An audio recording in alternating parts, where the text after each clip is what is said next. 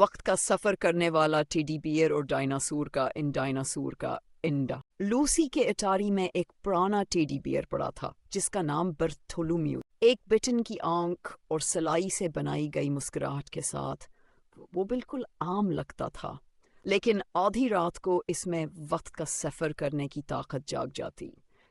ایک طوفانی رات لوسی نے سرگوشی کی، کاش میں ایک اصلی ڈائناسور دیکھ سکتی۔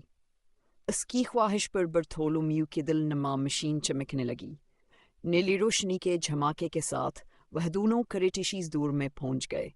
وہاں اونچے درختوں اور گھنے پودوں کے درمیان اترے، فضا میں نمیاور پرندوں کی آوازیں گونج رہی تھیں۔